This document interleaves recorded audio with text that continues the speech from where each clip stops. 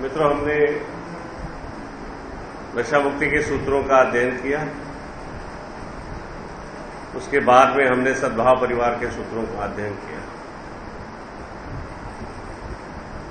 नशा मुक्ति प्रक्रिया का जो 5वां हिस्सा है, अंतिम हिस्सा है, ये एक भागीदारी का, इसमें 40% भागीदारी आपकी है, या यूं कहिए कि 50% भागीदारी आपकी है, 25% आपके परिवार की और 25% नशा मुक्ति केंद्र की। फॉलोअप व पुनर्वास का दोनों का अर्थ हम देखेंगे। फॉलोअप का अर्थ है जो प्रशिक्षण हमने यहां पर लिया है, जिन मनोवैज्ञानिक क्रियाओं का यहां हमने प्रशिक्षण लिया है, अध्ययन किया है, जिन सूत्रों की जानकारी हमने यहां पर ली है, उसके बारे में समझ तैयार की है, उन सभी कार्यक्रमों को, प्रक्रियाओं को अपने घर परिवार जाने के बाद में उसको लगातार निरंतर दोहराना है। इसको कहते हैं फॉलो। क्या क्या हमने अध्ययन किया? हमने एक तो पीटी, योगा, प्राणायाम, मौन और ध्यान ये सीखा। यहां पर हल्का व्यायाम जिसको हम कहते हैं, पीटी, योग, प्राणायाम, प्रार्थना, मौन व ध्यान, ये सुबह शाम हमने यहां पर इसका अध्ययन किया। सुबह शाम इसको हमने दोहराया। वही बात आपको घर पर जाके लगातार निरंतर जीवन के अंत तक दोहराना है। क्योंकि अक्सर ये होता है कि घर जाने के बाद में 3 प्रकार के लोग हैं आप में, जो घर जाने के बाद में कुछ लोग तुरंत बंद कर देते हैं। जैसे बहुत बड़ा महायुद्ध वो लड़के आए, नशा मुक्ति केंद्र में से निकले, इसका मतलब बहुत बड़ा महायुद्ध वो जो है खेल के आए हैं, बड़े थक, तो घर वालों को बोलते साहब मैं महीना भर वहां रह के आया, अब मुझे आप परेशान मत करो। यानी क्या? वहां फिर देर से उठना, पीटी नहीं करना, योगा नहीं करना, पड़े रहना, जैसे बहुत बड़ा युद्ध जीत के आए। ऐसे कुछ लोग हैं, 20-25% लोग। फिर 20-25% लोग ऐसे भी हैं जो कुछ समय के लिए करते हैं, 8 दिन, 15 दिन, महीना भर, 2 महीना, जब तक के घर के लोग भूल नहीं जाते, जब तक के वो सारी ड्रामेबाजी करते हैं। और जैसे उनको पता चला कि साहब आप परिवार मेरे झांसे में आ गया है, फिर धीरे धीरे सब बंद कर देते हैं। अगर परिवार वाले कुछ कहे भी तो बोले नहीं, वो गोली से मुझे तकलीफ होती है, पेट में दर्द होता है, नींद बहुत आती है, फलाना होता है, 1000 बहाने। अपना दिमाग लगा के चतुराई के साथ बहानेबाजी शुरू करके वो सब कुछ बंद कर देते हैं। तीसरे लोग हैं, वो साल 2 साल तक के, साल भर तो भी वो गोली वगैरह खा लेते हैं, पीटी योगा भी खा लेते हैं, लेकिन उसके बाद में अपने मर्जी से बंद कर देते हैं। खुद को भी दिलासा दे देते हैं कि अरे अब क्या करने की आवश्यकता है, मेरा नशा तो छूट ही गया है, अब मैं कहाँ नशा कर रहा हूं, नशे के विचार भी मेरे मन में नहीं आ रहे, इतना तक कह देते हैं। परिवार वाले भी सोचते हैं कि साहब 10 साल से जो आदमी पी रहा था, 1 साल तक के उसने बंद कर दिया, तो वो कहते ठीक है भैया छोड़ दे। फिर ना तो नशा मुक्ति केंद्र को फोन करना है, ना गोली मंगाना है, ना जयराम जी के करना है। और फोन करने में रुपए से ज्यादा खर्चा नहीं आता हिंदुस्तान में। उसके बावजूद भी नशा मुक्ति केंद्र में फोन करके कि भैया चलो अपन बात कर ले, वो भी करना नहीं चाहते। ऐसे 25-30 लोग हैं, % लोग हैं। और बड़े मुश्किल से 10% लोग हैं जो लंबे समय तक के 4, 5, 6 साल तक के गोली खाते हैं। तो ये जो 4-5 साल वाले हैं, इनका रिलैप्स होने की संभावना नहीं है, दोबारा नशे की मुक्ति केंद्र में आने की संभावना नहीं है। पर ये जो मैंने 3 पहले वर्ग आपको, पहला जो एक बार गोली ले गया दोबारा गोली नहीं मांगता, वो निश्चित यहां आने की संभावना है। हो सकता है 6 महीने के बाद में आए, हो सकता है साल भर के बाद आए।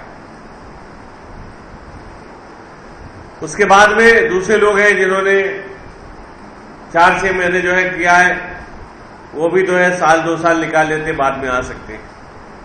केवल जो तीसरा वर्ग मैंने, जो चौथा वर्ग मैंने कहा कि जो लंबे समय तक के 2-3 साल तक के, 4 साल तक के दवाई गोली खाता है, सारी चीजों करता है, उसकी संभावना है कि उसका जो व्यक्तिमत्व है वो व्यसन विरोधी बन जाए और वो फिर दोबारा कभी नशा मुक्ति केंद्र में एडिक्ट होकर दोबारा ना आए। बाकी तमाम लोग जो हैं उनकी आने की पूरी संभावना है।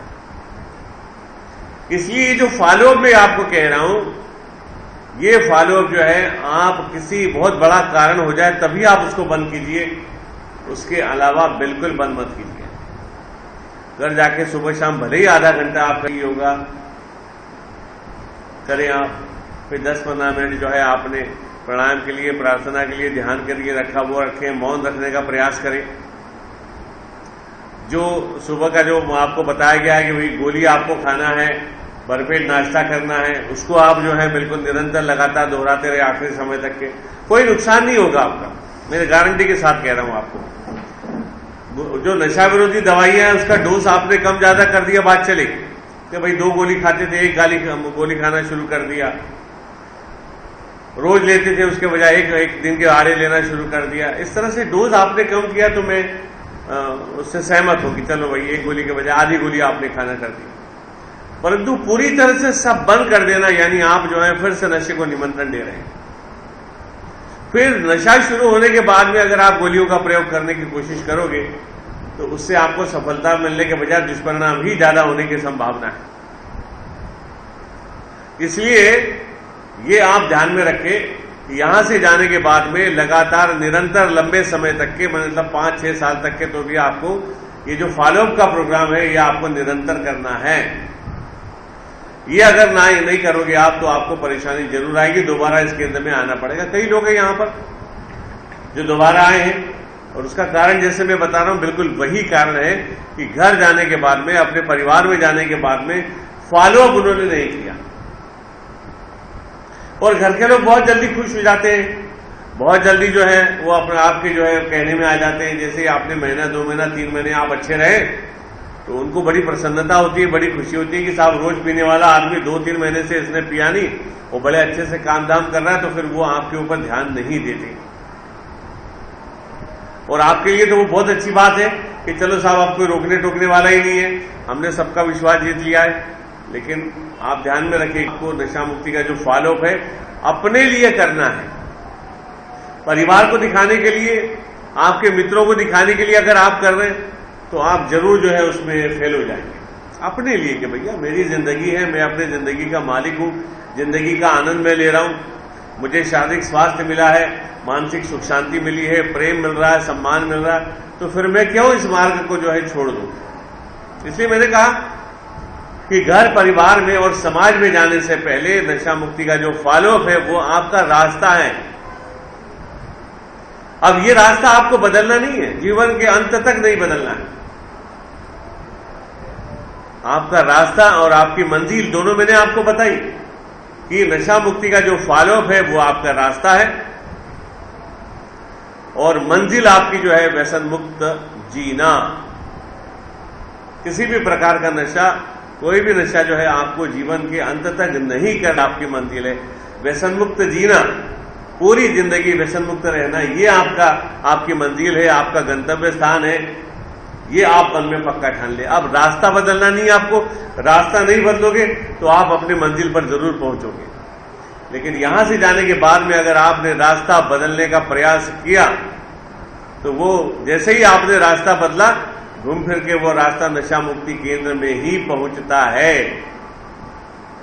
तो मैं हमेशा कहता हूं कि साहब हमारे साथ जो दोस्ती आपने की है, रिश्ता बनाया है, उसको निभाना जरूर, नहीं निभाया तो आपको परेशानी जरूर होगी। और हम तो हमेशा तैयार हैं, आप आके मिलते रहें, फोन पर बात करें, हमें चिट्ठी लिखे, फॉलो के लिए हम जो प्रयास करते हैं आपसे संपर्क करने का बहुत तरीके से, वैसा आप भी कर सकते हैं। आपको बल्कि उल्टा आसान है, आप अपना रजिस्ट्रेशन नंबर याद रखें, कब आप एडमिट थे वो तारीख याद रखें, डिस्चार्ज कब हुआ वो आप याद रखें, आपको जो है डिस्चार्ज कार्ड दिया जाएगा वो आप अपना संभाल के रखें, उसमें सब चीजें लिखी होती है। एक बुकलेट आपको यहां से दी जाएगी, उसको आप संभाल के रखिए, उसको बार बार पढ़िएगा।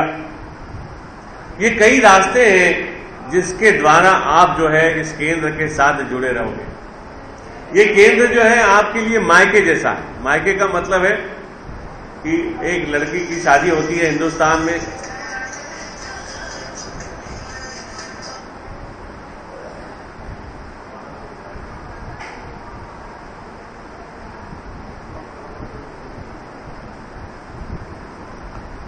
तो विवाह करने के बाद में लड़की अपने ससुराल चली जाती है,